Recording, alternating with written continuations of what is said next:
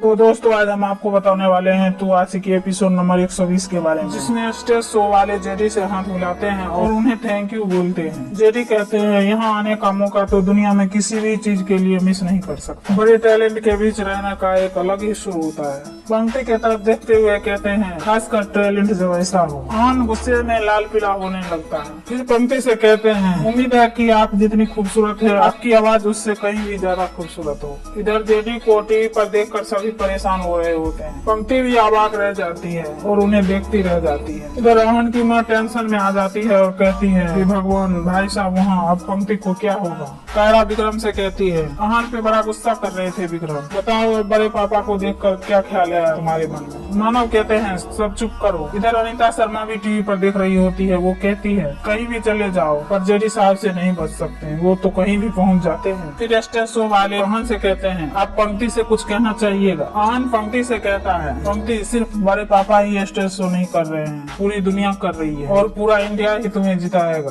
आन पंक्ति को हौसला देते हुए गले लगा लेता है। इधर स्टेज शो वाले आन से कहते हैं थोड़ी देर के लिए पंक्ति से जुदा कर रहे हैं आपको, और दोनों बैठने आ जाते हैं। म्यूजिक शुरू होने वाली होती है। पंक्ति डर रही होती है। फिर पंक्ति बहुत अच्छे सुर में तो आशिकी वाले गाना गाने लगती है। उसके गाना सुनकर सभी दर्शकों खुश हो रहे होते हैं। इधर आहान और मोंटी पूर्वा सभी खुश हो रहे होते हैं। सभी अपना अपना मोबाइल लेकर फोटो लेने लगते हैं, पर जेडी साहब को पसीना छूटने लगता है। सभी उसके वीडियो को लाइक करते हैं। इधर आहान की माँ बार बार भगवान से विनती करती है और कहती है हे भगवान बस 5 सेकंड बचे हैं पूरे होने में, अगर नहीं पूरा हुआ तो वो हार जाएगी। गाना खत्म होते ही सभी तालियों से उसकी स्वागत करते हैं। इधर आहान के माँ बाबूजी भी खुश होते हैं और कहते हैं पंक्ति जीत गई। उधर अनीता शर्मा भी खुश होती है और कहती है सुपरस्टार मोम की सुपरस्टार बेटी जीत गई आज। इधर आहान काफी खुश होता है पर जेडी अपना सर झुका लेते हैं। पंक्ति खुशी से रो पड़ती है। स्टेज शो वाले पंक्ति से कहते हैं ये रोने का वक्त नहीं, ये मुस्कुराने का वक्त है। पंक्ति को उठाते हुए कहते हैं ये दीवार उठ गई मतलब आप जीत गई है, और तालियों से पंक्ति की स्वागत करते हैं। तभी स्टेज शो वाले आहान को स्टेज पर बुलाते हैं। आहान आते ही पंक्ति को गले लगा लेता है। पूरी दुनिया खुश हो रही होती है। फिर स्टेज शो वाले कहते हैं सभी आपको हमें ही वोट दिए हैं, और जेडी साहब से कहता है जेडी जी आप तो इतना सपोर्ट करते हुए आई थे पर आप तो हमें वोट किया नहीं। फिर जेडी माइक पे कहते हैं वो अपने बिजनेस की तुलना करते हुए कहते हैं मुझे इसकी आवाज में कुछ ऐसा लगा नहीं। फिर जीतने वाले को सलाम, आप इन इंडस्ट्री में आ ही गए तो मैं आपको कहना चाहता हूँ बाबू धीरे चलना, राह में संभालना, हाँ बड़े धोखे हैं इस राह में,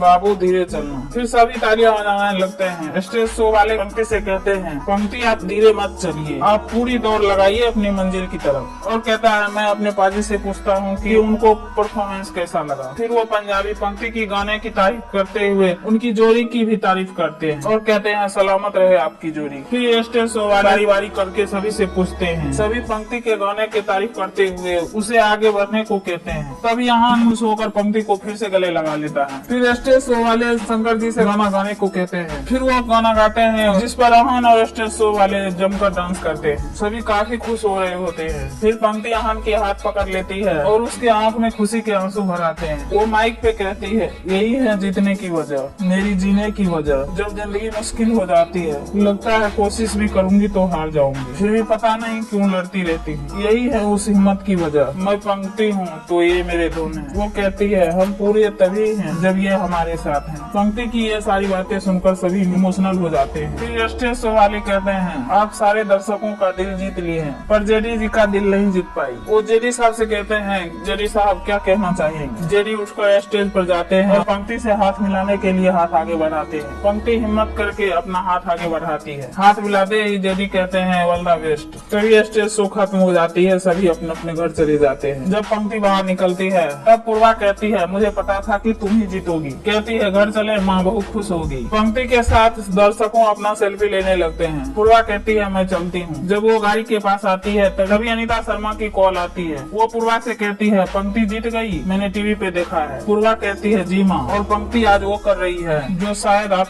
कभी क्या करती थी। पूर्वा माँ से कहती है जैसे आप अपने जमाने में ऑटोग्राफ लिया करती थी ना, वैसे आज पंक्ति के साथ सभी अपना सेल्फी ले रहे हैं। अनीता शर्मा ये सुनकर खुश हो जाती है। फिर अनीता पूर्वा से कहती है उसे बिजी रहने दो, मैं उसके लिए कुछ सरप्राइज करती हूँ। हूँ। जेडी अकेले जा रहे होते हैं, तभी अमन उन्हें रोक देता है, अपना फोन देता है और कहता है आप मेरी एक फोटो खींच सकते हैं प्लीज। अमन पंक्ति के पास चला जाता है और कहता है बड़ा दिन है आज मेरे लिए, मैं इसे अपलोड करना चाहता हूँ। फिर अमन पंक्ति को स्माइल करने को कहता है, फिर दोनों स्माइल कर रहे होते हैं, तभी जेडी साहब फोटो खींचते हैं। अमन फोन ले लेता है और कहता है क्या पिक्चर खींची है आपने, और कहता है बुरी नजर वाले तेरा मुंह काला। फिर अमन कहता है कितनी मुश्किलें खड़ी करोगे बड़े पापा पंक्ति के रास्ते में, पर उसे रोक नहीं पाओगे, हार मान लीजिए। और पंक्ति की हाथ पकड़ लेता है और कहता है क्योंकि पंक्ति के साथ मैं खड़ा हूँ और उसे मैं मंजिल तक लेकर ही जाऊंगा। फिर अमन पंक्ति को पकड़कर दोनों साथ चलने लगते हैं। तभी जेडी साहब गुस्से में उसकी तरफ देख रहे होते हैं। पंक्ति और अमन दोनों घर पहुँचते हैं। इधर अनीता शर्मा पार्टी की पूरी तैयारी की हुई रहती है। पंक्ति और अमन ये सब देखकर बहुत खुश हो रहे होते हैं। तभी पूर्वा पंक्ति की गले लग जाती है। पूर्वा कहती है ये सब तुम्हारे लिए। पूर्वा पंक्ति से कहती है ये सब तुम्हारे लिए सरप्राइज है। पंक्ति कहती है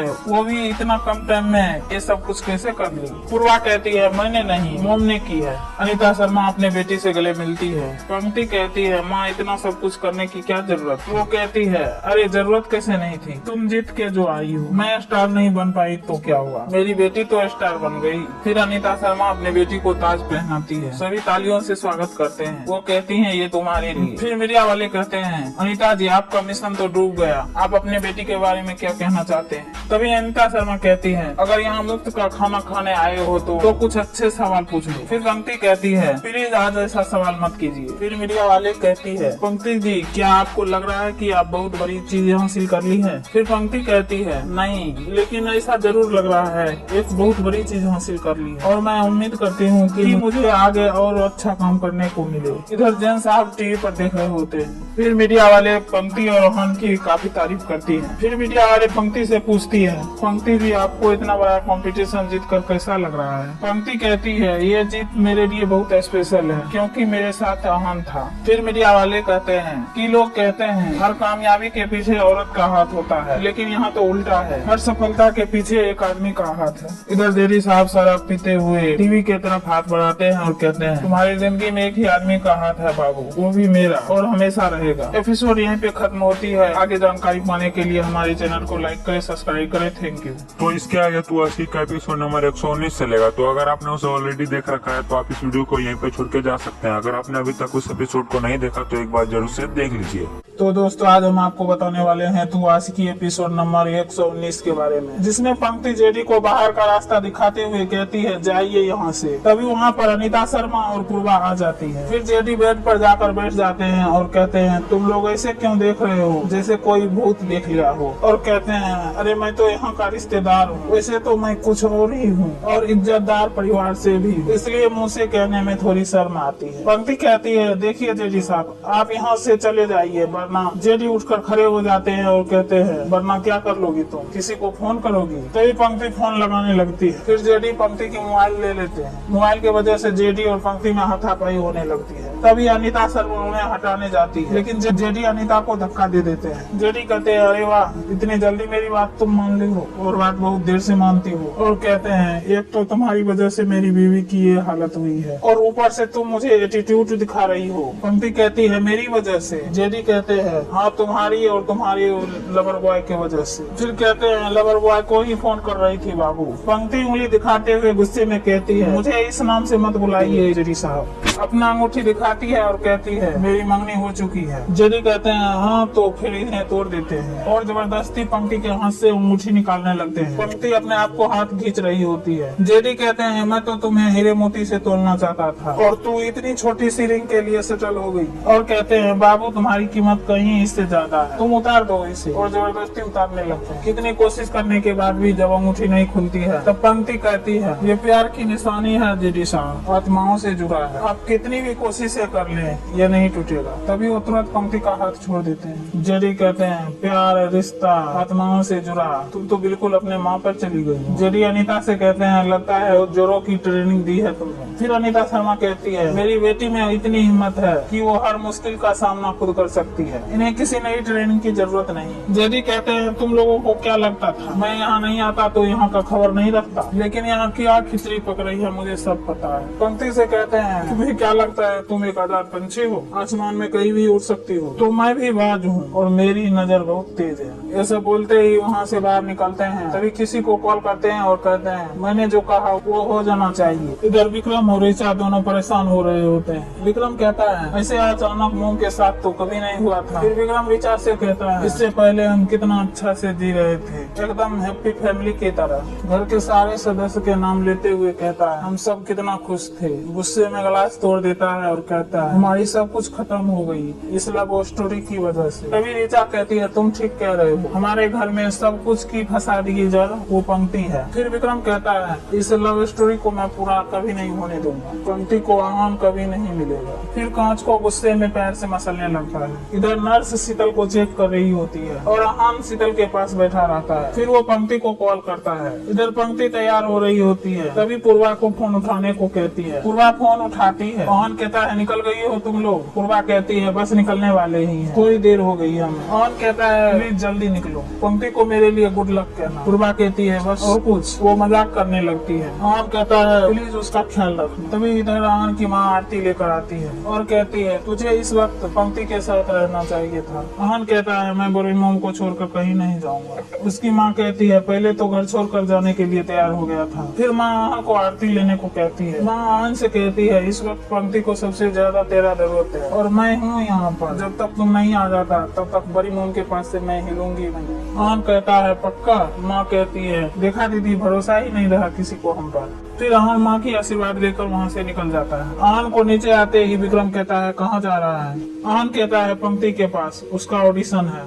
विक्रम कहता है क्यों, कल तक तो मोम के लिए बहुत झूठा प्यार दिखा रहा था, आज उस 2 टके की लड़की के खाते से ठंडा पड़ गया। आहान कहता है देख पंक्ति के बारे में ऐसी गलत बात मत कर, और बड़ी मोम को मैं कितना प्यार करता हूँ इसकी प्रूफ देने की मुझे किसी की जरूरत नहीं है। विक्रम कहता है जब से मोम की तबीयत खराब हुई है हमें उसकी प्रूव करने की जरूरत है कि कौन उनसे कितना प्यार करता है कौन नहीं। फिर विक्रम कहता है हमारी तुमसे एक रिक्वेस्ट है, पंक्ति को अपनी जिंदगी से निकाल दे। जब से वो घर में आई है तब से मुसीबतें ही खड़ी हुई, हमारे फैमिली के लिए बिल्कुल भी वो अच्छी नहीं है। विहान विक्रम पर चिल्लाकर उंगली उठाते हुए कहता है विक्रम मैं फिर से कह रहा हूँ पंक्ति के बारे में ऐसी बातें मत कर। विक्रम गुस्से में आगे बढ़ने लगता है और कहता है वरना क्या कर। तभी ऋचा आकर विक्रम को पकड़ लेती है। जाने तो इसे जहाँ जाना है, हमें यहाँ रहकर मोम की देखभाल करनी है। ऋचा कहती है आहान को क्या लगता है कि पंक्ति जीत जाएगी, वो कभी नहीं जीत पाएगी, मुंह के बल गिरेगी, खुद तो डूबेगी साथ में इसे भी ले डूबेगी। आहान कहता है मेरे पास इन बातों की जवाब देने का टाइम है, लेकिन बहुत जल्दी पता चल जाएगा कौन जीतेगा कौन हारेगा।